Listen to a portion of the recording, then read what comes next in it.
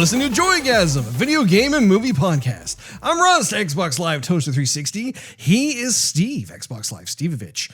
And it's time we finish him in episode 222 today, April 29th, 2021.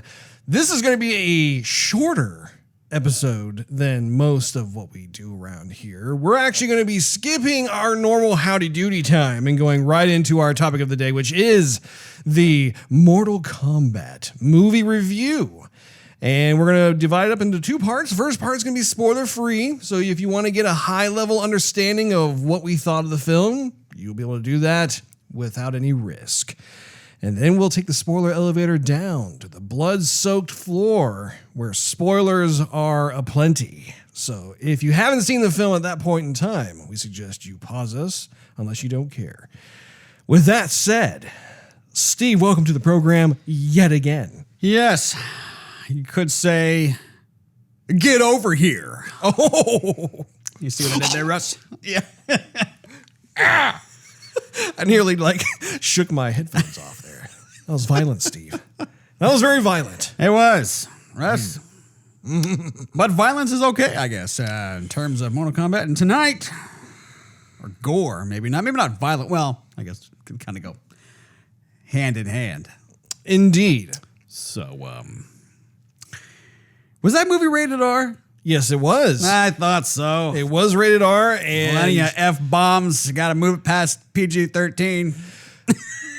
I must say that I'm actually glad that it got the R rating. That they were it seemed like they were very intentional in getting the R rating. In fact, I was reading about how the initial cut of the film, and this is actually a little sneak peek into the movie trivia that we have later on. But the first cut of the film actually received an NC-17 rating. Woo! So they had to dial it back, had to tone it down a bit. But I have a feeling that they were secretly satisfied with that because it's Mortal Kombat. What would you expect? The last one was rated PG-13. That was a mistake. 1995. That was an oopsie daisy. It was. Not so bloody. It was very, very tame. Well, especially compared to this one. Did you see that one? I did. No, you didn't, Russ. Come on. I did. We've been through this. You've already said I hadn't seen it. I said, yes, I have. When did you? Never mind. I saw it at my place. Oh, boy. Well, yeah, that one wasn't very, that one, I think computer graphics were just starting to be a thing. Well, you see Scorpion's hand open and it's has the which, I mean, for its time actually was pretty cool, pretty impressive. Yeah. So not bad. From your high level perspective of this particular film, though, from the up here's, from the bird's eye view, what did you think? Dove. It is kind of like, or is it a bat? That ain't a bat, right? Too white to be a bat. What'd you think? So, I thought that, I don't really know the whole lore, if you want to put it. Sure. Or the story behind Mortal Kombat. Just a bunch of guys beating on each other and getting bloody, kind of UFC style. And women, too. With weapons. And otherworldly creatures. Right. Everyone's kind of make each other bleed, They have the bloodlust, Steve. Right. So I don't know the story. I don't know where everybody comes from. So I don't know if they did it correctly to the game versus wanting to branch out a little bit and take some creative liberties. I don't know. But I'm okay with it either way. Because the last one really didn't have a story. Sort of. I mean, it did if you really wanted to microscope it, but not too much. This one, and Scorpion, well, I don't know, I'll hold that one off. I don't want to give away anything. But things were a little bit different in the previous film. This one, it looks like it's, obviously kind of setting it up for maybe a series, possibly, like maybe just not have one film, but maybe a few different ones. The fighting I thought was good. Music was kind of passable. The graphics, the CG, the special effects I thought were better. I mean, you know, you see what's the forearm guy in the Goro. Goro. You see him in the preview. That's not really a spoiler, Russ. You already know he's Yeah, coming yeah, out, you know? yeah. He's in the trailer. He was okay. I thought actually he would be a bit better, but that whole fight sequence, you know, so. What I'm not sure if I really care for the main character as much. He seemed to be kind of the blandest of the bunch. I think I'm not going to say who it is until we get into the elevator. But so a lot of the other characters I think were more interesting than him. Yeah, I think that's where I'll end it right there, Russ. What do you think? I enjoyed it. I thought it was a fun film. I think that it did the game series justice in its own way. I was struck with the more mature approach to the film, not necessarily like with all the violence, because I mean, obviously that was actually a bit more serious, but it just, in terms of the storytelling, like it wasn't like totally stoic and serious and that sort of thing, but right. I appreciated like how the film started out and where it was leading to. There were some moments in there that definitely had kind of like the cheese factor in there, but it's Mortal Kombat, so honestly, it's not like I was surprised. It's not going to win an award, you know. Right. Best Picture. I did, however, was satisfied with the selection of the combatants on both sides. I thought it was like a nice mix, a nice variety. That's something that we kind of talked about when we saw the trailer, is we weren't sure how many characters were going to be in the film. Right. And you were saying how you hoped it would not be too many, just because there'd be too many backstories to tell. Right. And you would actually honestly prefer to have it be like that, because then it opens the door to sequels. Right. And I think that they did that perfectly, honestly.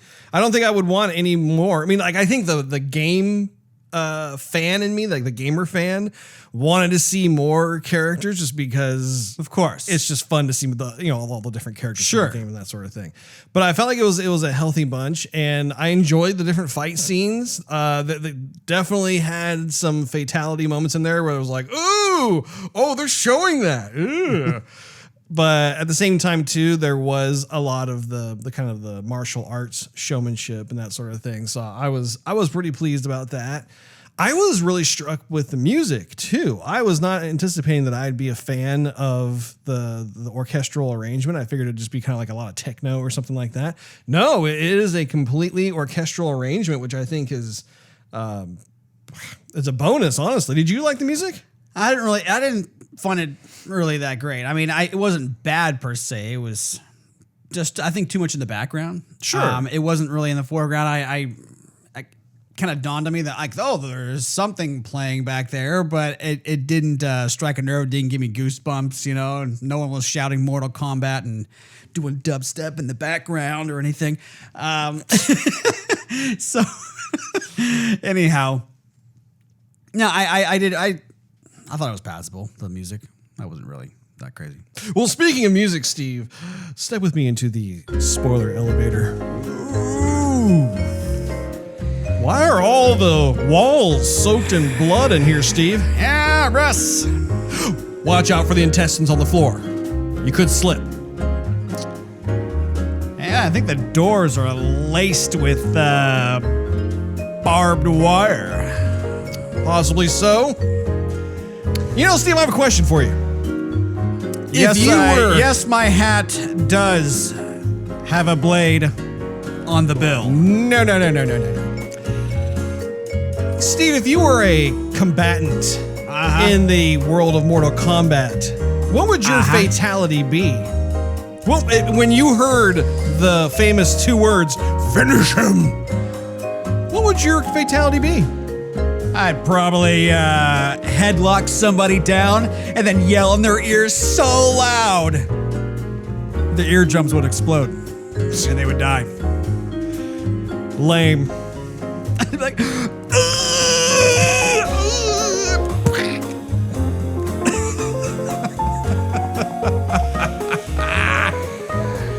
Okay, then.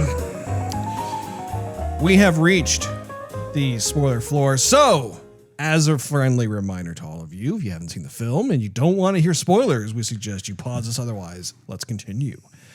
Okay, so one of the things that I want to talk about is the beginning of the film. I really enjoyed how the film starts out in the year 1619, ancient feudal Japan. Was it 1619 or 1617, Russ? I thought it was 1619. And if it's not, then that means it's just 2 years off. If you thought it was 1617, there you go. Right. It's 2 years going to make, yeah. Something tells me they're wearing the same kind of clothes and going out for water and everything else. Same old, same old. But yeah, I really enjoyed that. I got, honestly, a little teensy bit of the Last Samurai vibes, partially because the same actor was acting as Scorpion in the film. And it was really cool. I was glad that we got to see more of his mortal life. Right. More of the normal family man thing. He looked to be like a type of samurai or ninja type. He was definitely part of a clan. Little rich. Maybe he had his own compound. Well, I think he was the head of his clan. So, a little bit of money. Well, a little bit of the old dough. I think it was nice to see that maybe Scorpion was on the good guy's side. Because I think when you think about, or at least when I think about it, I think as Scorpion as the bad guy. You know, he's got like the fire, the skull face. If he rips his, mask off. He's pretty intense. Absolutely. Sub-Zero is more just, I'm a cool guy. And just, have ice and stuff. You want a snow cone? Yeah. Hey, tasty. Party trick. And I think he was a good guy. Well, I forgot. It's been too long, but I thought he was a good guy. In the first 1995 Mortal Kombat. But anyway, even in the game, it looks like Sub-Zero is more of a good guy. Scorpion's more of a bad guy. What do I know? I don't play it. So you tell me. But in this one, he's a good guy.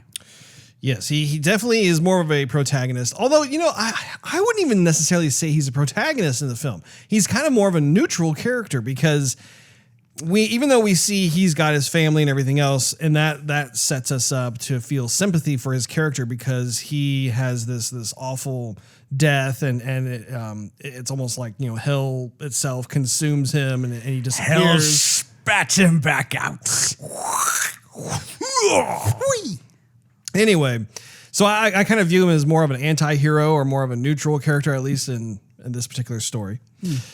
But it was really cool to see the rivalry, rivalry is kind of a weak term in this regard. It's more of like warring factions. But I love seeing like the mortal version of Sub-Zero and the mortal version of Scorpion, even though Sub-Zero seemed to be already kind of in that supernatural state with all of his ice and everything else. It wasn't like he was just a ninja or working for his particular clan or the head of his clan or whatever else. Right.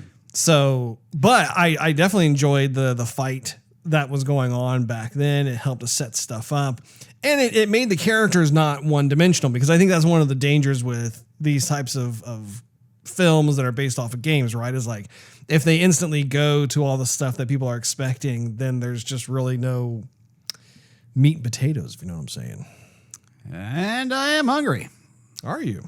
I am. Hopefully you had dinner. Maybe. Going on from that, though, it then fast forwards into the present, and we're introduced into a multitude of different types of characters. What did you think of like the main protagonist? I mean, I think the actor is fine. I think he's actually, there's a Netflix show, I'm trying to think of it, but I never saw it, but I remember seeing him, like he is a martial artist, but he's in this Netflix show. I got to look it up, or you can. Anyway. His name is Louis Tan. And I thought he was fine. I thought he was scripted just rather weak. I thought that, his lines were kind of generic. He just really didn't do anything. I mean, he was Shatterstar in Deadpool 2. I didn't even know that. Shatterstar. Remember when Deadpool kind of puts together his little motley crew of characters? And he calls them X-Force, and they all kind of instantly die? Sure, it's been a minute. Actually, I think I have that movie. I haven't watched it in a long time. They're in the helicopter and like they're going on a mission, and then like the whole thing just goes awfully wrong. Right. Yes, I do remember that. Yeah. Yeah, sorry. What was his power, ability, whatever? Shatterstar. Oh my goodness, I knew you were going to ask me that. It's not luck because that was Domino. Right. Shatterstar. Oh, that was definitely a different actress altogether. Russ. Leave it in the comments section below. What was Shatterstar's power? Shatterstar is not a character I follow. Sorry. Anyway. So, no, but I just thought he was rather bland. I mean, I think everybody else, Sonya, Kano, everybody had better lines than he did. So, I don't know. I think the movie really wanted us to like him, or maybe he was more like neutral, not so emotional, not so tough guy, not so whatever, because I think a lot of people, or at least the folks who made the movie, wanted the majority of people to get behind him, I guess, but I don't know. Yeah, he was a bit more of like the classic hero's journey character where he was introduced to this world. He didn't know anything about it. Everyone else either knew about it or was already in it. And so the audience, as a result, gets to bond with that character, and because you have that commonality of you're both discovering this stuff together. Right. However, I agree. I think that Cole Young was kind of... It's tough because Scorpion is one of the most popular characters in the game. Right. Ever since the first Mortal Kombat game. Everybody knows Scorpion. Everybody loves Scorpion. He's just great. Get over here. What's interesting is that there are...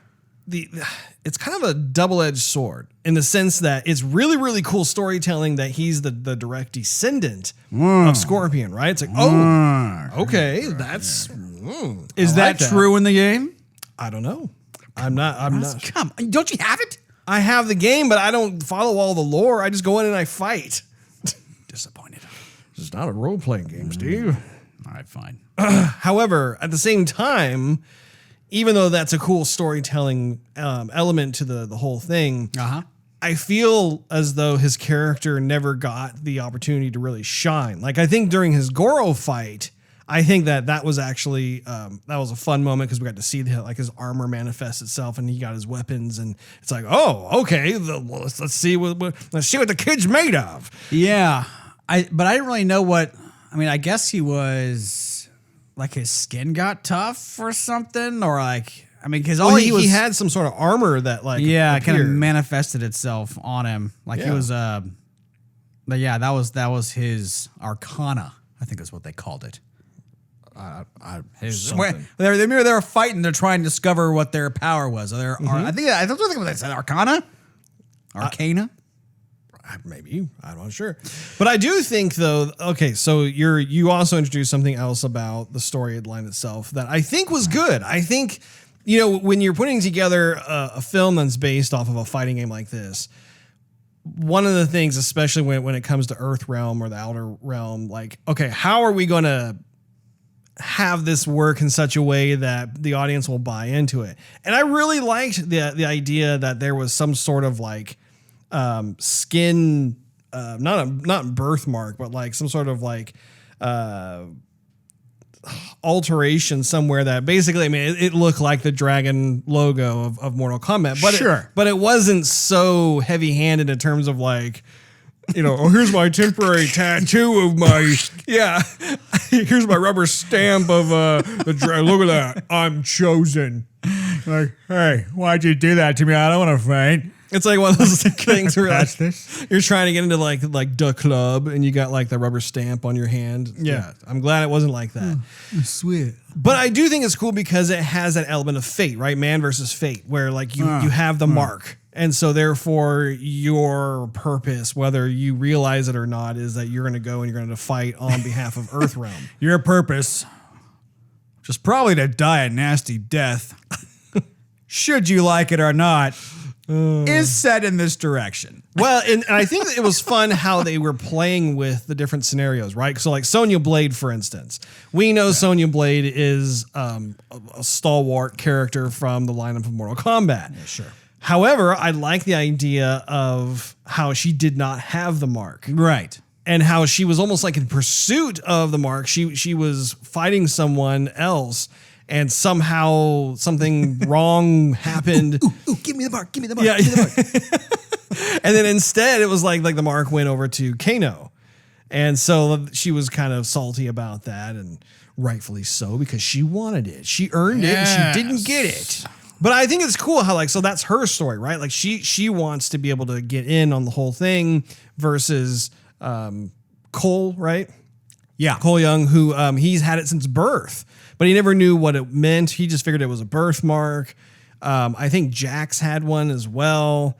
And they just kind of allude to this sort of thing. One of the things I also was happy about was how it wasn't like they came into the whole tournament knowing how to fight and do all this stuff, how there was this process in place where they had to train and essentially awaken this type of ability. Like special ability within them.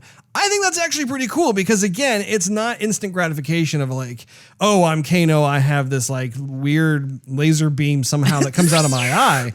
I was really happy with how they each had to earn it. They had to find it within themselves. Yeah. Due to some sort of, in a way, speaking of Deadpool, it does kind of remind me a bit of Deadpool because if you remember the first film, they were trying to activate his mutant cells within himself. They weren't sure what was going to happen. And so they were basically like causing tremendous amounts of pain and torture and life-threatening situations. So it's kind of funny how there is a bit of that parallel between the two. Sure. Yeah, no, I although it kind of didn't make sense to what was his name, Kun Lao or something with the hat, because even Kano was saying like, okay, my power is gonna be like a hat I can throw too, sort of thing, and I thought like, yeah, no, maybe. I mean, everyone's got a power sort of thing except for him. He's just got a sharp hat that ricochets, kind of like Captain America's shield, but it's a hat. Well, I mean, he's one of the most popular characters in Mortal Kombat, and I think it's more like technique over other things. I think that, if you think about his hat, like it's this incredibly sharp blade around the outer edge that he like throws, catches, does different types of moves with. I mean, he could easily cut his hand off if he's not too careful. So there is that whole side of it, sure. But I, for one, was glad how they also sequentially started introducing us to these different characters to get us used to them. It wasn't like they all kind of appeared and like we had to absorb all these different characters at once, even though we've played the game, or I've played the game. Yeah. So, I've watched it plenty. But yeah, so that there was plenty of, I think they used the exact same characters as they did in the previous movie, because I know Sonya Blade was in it. Johnny Cage, of course, I think it was kind of swapped out with Cole. So it was Johnny Cage, it was Sonya, and it was Jax. I know, and Liu Kang. Yeah, Liu Kang is one of the mainstays. So, I mean, it was fine. They had the same characters again. I kind of was hoping they would show me somebody new. I mean, Kano was in the other one too, also. Well, we did see some new characters. We did see, on the bad guy side. Yeah. Not on the good guy side. The new guy side are basically the same ones. Right. And I don't even know what Jax's ability was. I mean, they gave him the arms, but like, what was his real? So they gave him the initial skeletal arm things for him to be able to just get around and do stuff. But if you recall, they really were not working very well at all. And then suddenly, like, his body bonded with it and turned them into like those much stronger mechanical arms that he has. So like that was his thing, is that his body bonded with the arms and then just got really strong. Well, I mean, he was already, he was very physically strong, but sure. like the arms themselves, I mean, those are some, I mean, think of like Terminator, right? Like if you have arms that basically are like these Terminator style arms, you're going to be able to cause a lot of pain. Lift heavy rocks. There you go.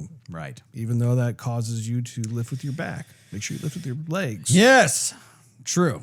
Yeah, he should get something for his back also. One of the characters that I was actually not expecting to enjoy as much as I did was Kano. Kano was probably one of my favorite characters out of the bunch, to be honest. It was so funny because like Kano is not a character that I normally play in the game. And when I was expecting the movie itself, I was thinking, okay, this guy is going to be like kind of like this annoying, obnoxious type of character. Yeah. You know, typical based off the persona of the game, that sort of thing.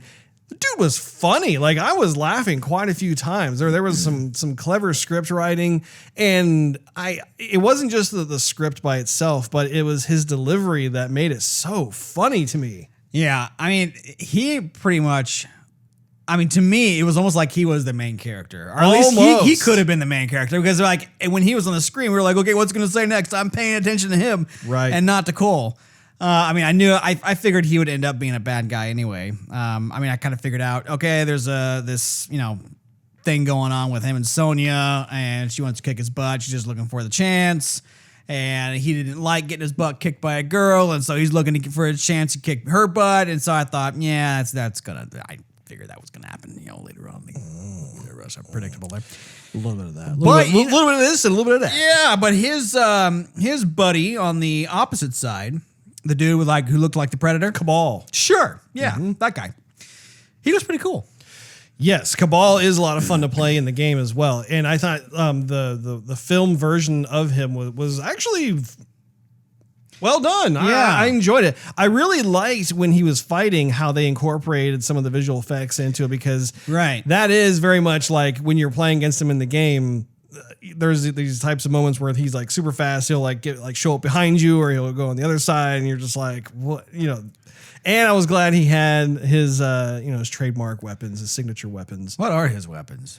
I have no idea. It's like a short sword and like a crowbar or something. Well, I know it is a martial arts weapon, and I am terrible. Like, once I go outside of like katana or sai, I'm terrible at knowing. You are terrible. All of the different names of these different types of weapons, but it is a real world weapon. Okay, Russ. Indeed, it is, Steve. Pretty much anything could be a real world weapon. I don't know. Raiden shoots lightning. That's not really real world. Real world science. Possibly. Shang Tsung, sucks the soul out of you. Yeah, that's not a weapon, though. That's an ability, Russ. It's weaponized. It's a weaponized ability. Yeah. I think that was a good scene, by the way. Well, it was okay. I thought something else was going to happen. I mean, the guy just brought him over, sort of, and are we going to kiss? Yeah, well, hey, what's up? I'm really close to you right now. And he just did a fatality, and that was it. And he didn't even fight him.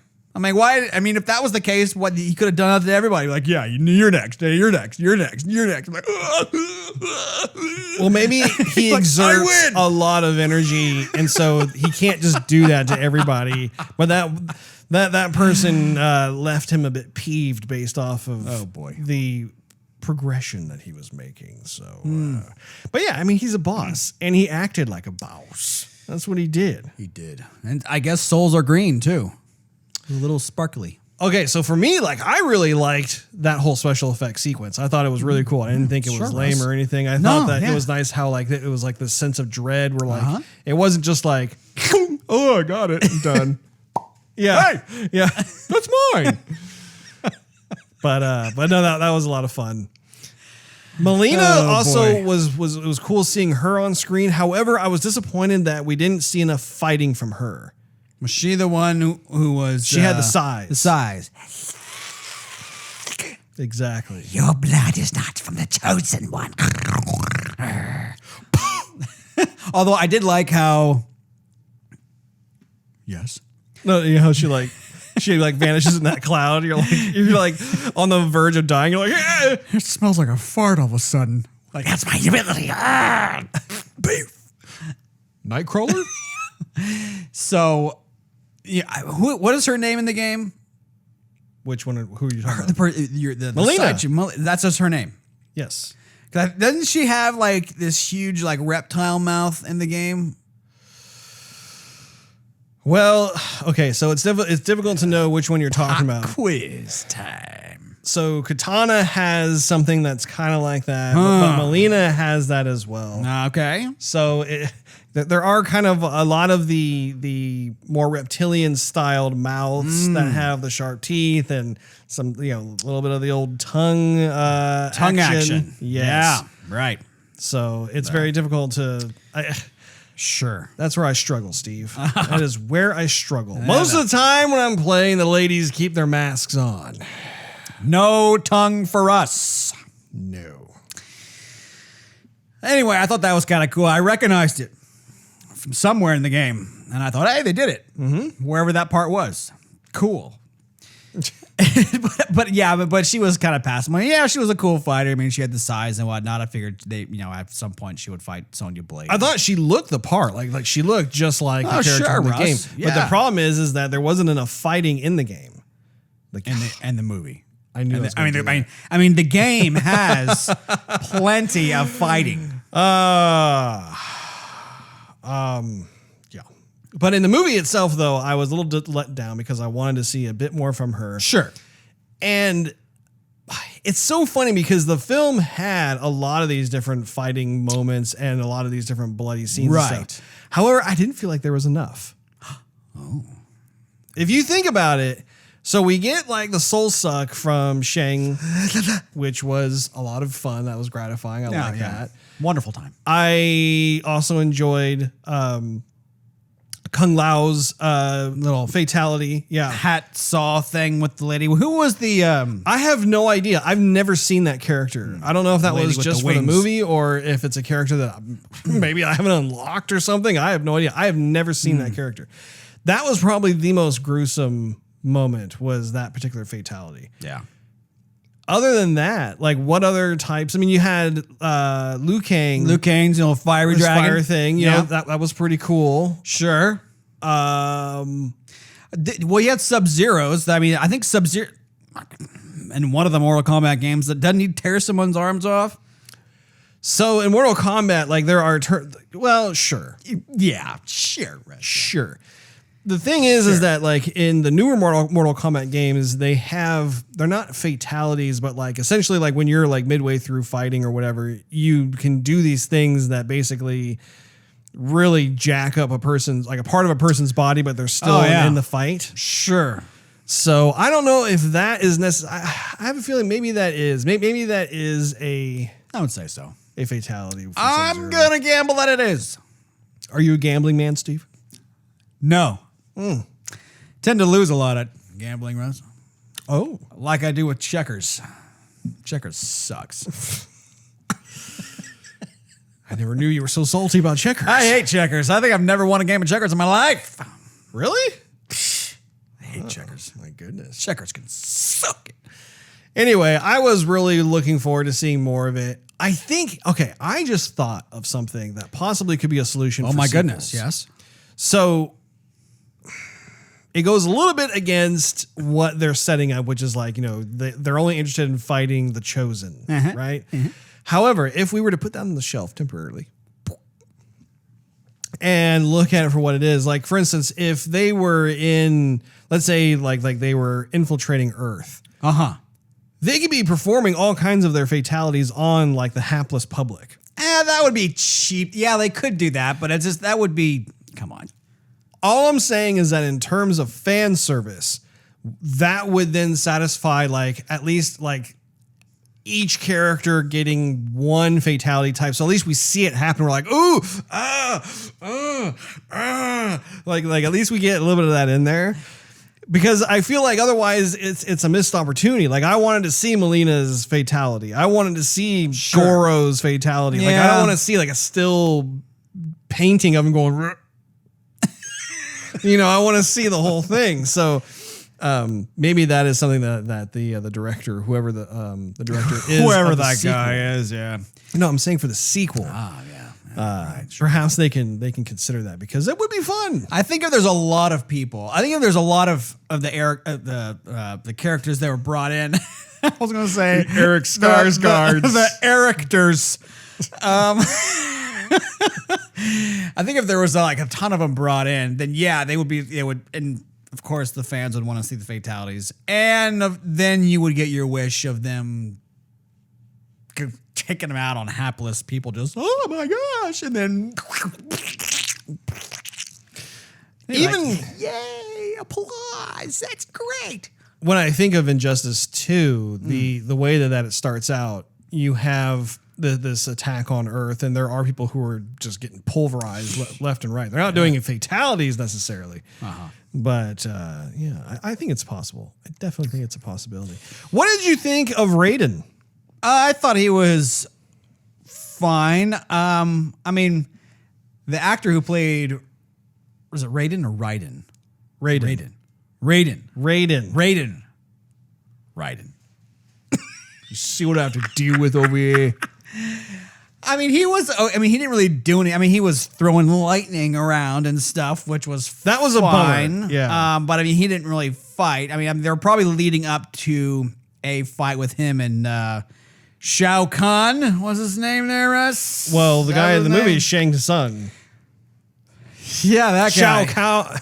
Shao Kahn. Shallow Hal is no, he's actually Jack Black. I'm saying, hey! Arguably, he's kind of a little bit higher up than Shang Tsung is, but okay, yeah, he was not in this particular film. Particular is your favorite word, Russ. Particular. Every movie is particular. Every film. Well, every film is not by happenstance. There is a lot of particulars in a film. This is true. Anyhow, and then there was our Predator guy, Cabal. He didn't have a fatality either. Correct. Yeah. He did not. That's unfortunate because I was looking forward to that. Jax actually had a fatality. Jax's whole head crush. I can't reach you. And that's good. I would just get one little finger on your nose there. But yeah, the whole Hulk smash on the Outer Worlds ugly head. Yeah. That was it was gross. Pretty nasty. Gross.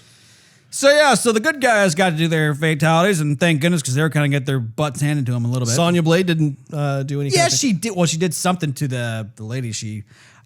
Okay. Sonya Blade. Oh, you're right. How did she even find? I mean, she was like, okay, I got the mark, and because I've studied, I know my arcana. And then she just appears out of nowhere. Raiden's Raiden, my bad. It's like, oh yeah, finally, and transports her right into there, and she goes, and then shoots some that was very quick. Pink rings to the side chick. That was purple. Sure, which is a shade of pink, I guess. No. And then she had this big open wound. It was interesting how her spine was still there. Yeah, how does that still work, bro? I don't know.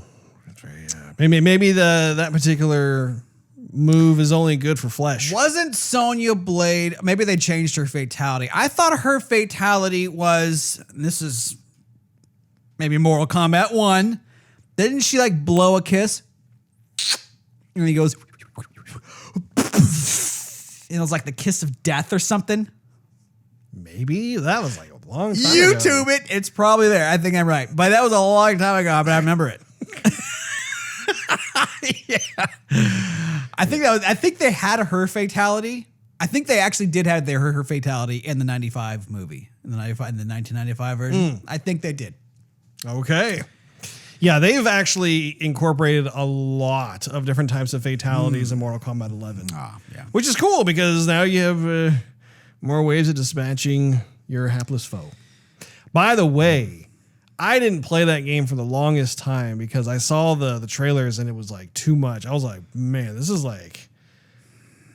brutal. I've talked to friends about it too. When the game first out, I'm like, yeah, I don't think I want to. Didn't they? Well, in the game, we didn't zoom up. If I punch you in the ribs, the whole game would zoom up on the ribs and be like, oh, there's a rib broke. Yeah, and the graphics, they keep getting more and more real. So I was pretty squeamish there. And really, I bought the game initially because I kept hearing all these great things about it. And I wanted to see just how the game engine worked and what the graphics look like. And the gameplay is super tight for a fighting game. So, but there's still, even to this day, I can only handle so much of the fatalities where I'm like, okay, I'm going to stop playing this for a while. Anyway. Yeah. What did you think of how the film progressed? It was, Shang Tsung is obviously trying to take over Earthrealm. That's kind of like the You talking like rinse and repeat. You're talking like how like first act, second act, third act, fourth act, sort of thing. More or less. I mean, I'm thinking about the overarching story. Like, obviously, they're trying to come into Earthrealm. What did you think of what was taking place? We see them come uninvited to kind of like the shrine where they're training and stuff. Yeah. Raiden puts up this kind of lightning force field, which prevents them from actually entering into the inner workings of the sanctuary. Electric fence of sorts. Indeed. Yeah, just like what Cabal said. 1.21 gigawatts. What the hell is a gigawatt? Yeah, really. That's what Kano should have said. Yeah. An Australian. An Australian That's a gigawatt, mate. No, I mean they had to really. They had to show like the outer worlds and the real world somehow. I mean, I think it was kind of corny, but what are they going to do? I mean, they have to display it somehow. Sorry. Oh, I thought you were done. No. Oh, yeah. I did think it was kind of corny. Like they had to be on the most desolate place on Earth where like nothing lives. There's no green. There's just like you could be on the planet Mars or something where there's nothing going on. And like, yeah, that's where we're going to rule because that place is bad. Yeah, like you didn't want to be in a nice temple somewhere or distractions, Steve. Okay. You need to train around some place where there's no distractions. Looks like Mordor. Not where they were. Maybe in the outer world, yeah. By the by, that was one of the disappointments I had with the movie was I wanted to see more vistas. Particularly speaking, particularly. All right. That's your word. Mm-hmm. I'm going to have a particular jar right here. Every time I say it, I put a quarter in. Anyway, what I was going to say is in the game, we are treated to all of these different exotic locales and vistas that you do your fights at. And the backgrounds are just as much of a star as the characters themselves. They've really put a lot of time, especially in Mortal Kombat 11. I love all of the environments and the backgrounds and that sort of thing. Yeah. It was unfortunate because like we have the training area in the movie, which I was excited about. It's like, okay, cool. Like this totally looks like a Mortal Kombat type of arena. Sure. However, we didn't really deviate from that. Like there were these like brief moments where like Raiden transported the heroes to these different places, but we didn't get a chance to really thoroughly like admire or immerse ourselves into those different worlds or dimensions that they were in. And so it was kind of a bummer because I was really looking forward to having, these different types of fights. The other thing too is that from a storytelling perspective, I understand they wanted to create more tension. Sure. So they were talking about how if Earthrealm loses one more person, if they lose one more fight, then basically, the outer realm will come in and take over, that sort of thing, which is like, ooh, okay, we can't mess this up. Don't screw it up. Yeah. However, it also closes the door on having like all kinds of different fights in different arenas, that sort of thing, and seeing kind of like this scoreboard, more metaphorically speaking, where like you see both heroes and villains beat each other and have certain fatalities and certain things happen, and how like there are like different places that essentially host this Mortal Kombat, if you will. So you're looking for more like arenas that you would see in the game. Right. Yeah. Like the one, the Liu Kang one, where he does his little scissor kick and then uppercut, and then the guy falls all the way down to the spikes. That one? You've got to get updated. He's like, all he's seen is like Mortal Kombat 1 and maybe 2. You know the one with the GIF where he's going, and you just see the pixelated blood, the 3 frames. It was Sweat, wasn't it? On the Sega Genesis? No, actually, the Genesis had real red blood. The SNES had green blood. No. Oh, well, maybe it was the Sega CD one, but there was sweat, like because all the parents are freaking out. So when you go, it would be like gray, and then you could put in a code, and then it would turn to blood. Thank you very much. We'll have to look this up. Yeah, look it up.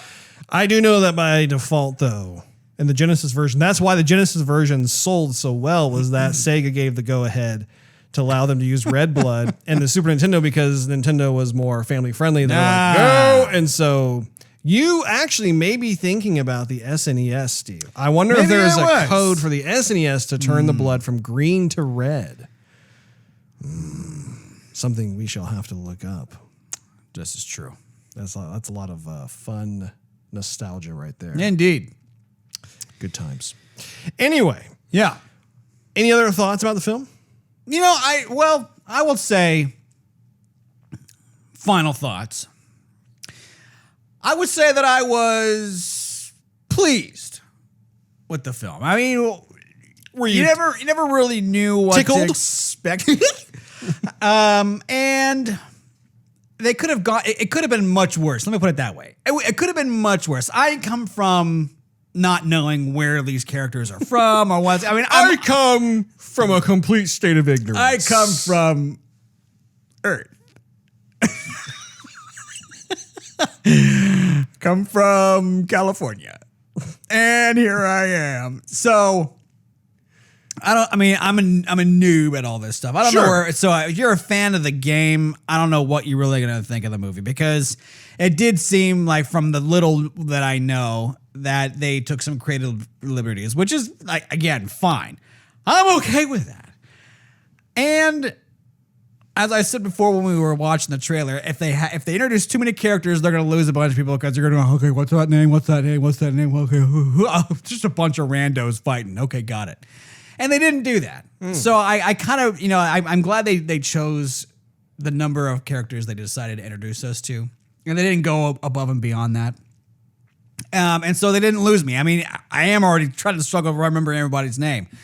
But I think if there was any less, it would feel like, well, it's a bit substandard. They couldn't do any more. But I think if they did any more, it would be like, okay, the other guy who was the other ninja and like the other color sort of thing. And then it'd be a little bit more difficult. So I'm glad they chose what it did. It did seem balanced. There were some stuff that I thought could be better. Like you said, the arenas. I mean, everybody was fighting on either a familiar scene that we had watched earlier in the movie, or it was on a dirt mat somewhere. You know what I was maybe what they'll do is they'll make a prequel and they'll show a little bit more of like Sub-Zero and Scorpion, how they were introduced and fought pre this movie, because they obviously had some history. I mean, Sub-Zero doesn't go, oh, I hate that guy over there. I'm gonna go kill him and kill his family. They didn't show up. I mean, they come from somewhere, Russ. They knew each other. Well, yeah, they were warring factions. There you go. Warring clans. Yeah, but I mean, like, two guys had sort of power. I mean, Sub-Zero got it from somewhere. I don't know, Steve. See? Prequel. Anyhow, I thought the special effects were very good. I'm glad I can't say his name, but they chose the actor to play Sub-Zero, who was also, I mean, the guy's he's in tons of martial artist movies. The guy knows his stuff. And I did like that scene, I mean, when he used it was basically a kind of a gardening dagger. Yes. And how that you're talking about Sub-Zero or you're talking about Scorpion? Scorpion. Okay. And of course, that was his trademark. And when you look at the game, he has the dagger and the chain, or the string or whatever it is. And so, you think, okay, that's kind of interesting weapon, because everyone else has like knives and swords and batons and hammers and steel arms and whatnot, but this guy has a chain and the dagger that, whatever. And so anyway, I thought that was cool how they showed that to us. But so anyway, the movie did have its shortcomings. It's not perfect. I mean, we kind of figured that was going to be the case, but, I did enjoy it. I would say, is it ratings time, Russ? Let's hold off on the actual ratings part, because I do have some movie trivia. Well, I just give my final thoughts, Russ. Like, I don't want to give it a rating. All right, well, go ahead, Steve. I would say 3 stars. 3 stars. Well, let's see here. I will give my rating after the movie trivia. Whatever. Movie trivia courtesy of IMDb. Hiroyuki Sanada tried to prepare for his role as Hanzo Hasashi, who is also Scorpion, by playing Mortal Kombat video games. You see this guy? He's you. Yeah. Learn him, okay? Learn him. There's a quote here. It says, "Of course I was beaten every time, just losing and losing," he laughs, "but I kept at the game but I kept at the games to keep learning the stories, the background, and the characters. It was so much fun." Awesome. That's really cool. Max Huang was a member of the Jackie Chan stunt team. Ooh. And would pitch ideas to make Mortal Kombat's choreography even better. He even used this background to retrain himself when adopting Kung Lao's martial arts style, which is very different from his own. Very interesting. The Red Band trailer has clocked in at 116 million views in its first week, becoming the biggest Red Band trailer of all time, besting the 4-day mark of Logan from 2017 and Deadpool 2 of 2018. Congratulations, Mortal Kombat. The film was initially rated... Oh, this is what I was telling you about earlier. Sure. In the show. The film was initially rated NC-17 upon first submission to the MPAA for graphic violence. Director Simon McQuaid later hired an additional editor to cut down several gory and brutal fighting scenes to achieve a commercially desired R rating. I wonder if there's going to be a director's cut. Is it MPAA or just MPA? No. It is the... I believe it is the MPAA, Steve. I believe it's the MPA. Is it just MPA? Or are there two different types of organizations? That is a good question, Russ, but I believe it turns out it's just MPA. Interesting. It was MPA. Well, it was the Motion Picture Association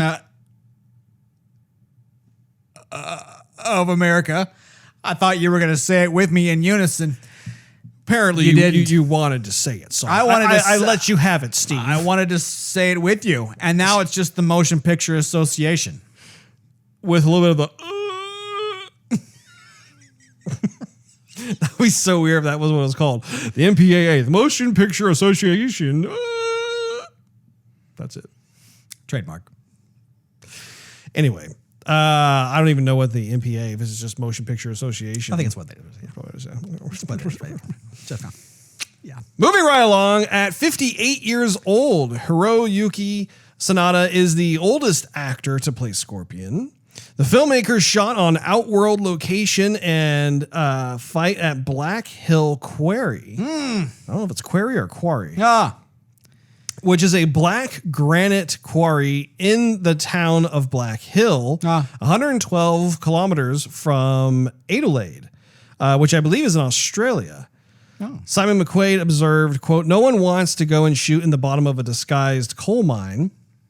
But when you go down there with these beautiful Ultra Vista lenses we were shooting with, and you have these incredible actors in their costumes, you put them in this implausible location, and all of a sudden it becomes another world." I agree. Like, that was one of the things I thought was super cool. Like, some of the different, once again, the vistas that we briefly saw, like when Shang Tsung was walking with some of his cronies, and it was clearly like a place that just you don't normally see. I enjoy that. I think it's cool to be able to visit places like that. It's honestly kind of a bummer that there wasn't any fighting in that location. True. Because that would have been really, really cool. Next movie. At the end of the film, Cole Young reveals that he is going to Hollywood to look for another fighter. We noticed that. That fighter is revealed to be Johnny Cage, suggesting that he will appear in the next film. When Sub-Zero removes his armor, underneath is a black ninja suit.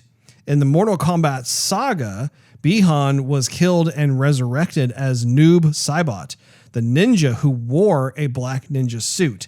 I did not make that connection when watching the movie, but I think that's really, really cool because I didn't make that connection either. I only saw Mortal Kombat 1. I like ninjas. He is a character that has been with the Mortal Kombat staple now for multiple generations of Mortal Kombat games, Steve. Isn't a reptile in a green ninja suit too, Russ? That would also be from the first Mortal Kombat game, yes, Steve. Yeah, okay. Yep. Get with the times, old man.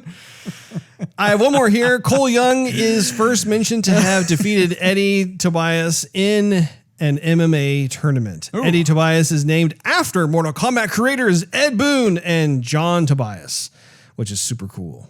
Those are the two OGs that started this whole thing, this whole charade, this whole shebang.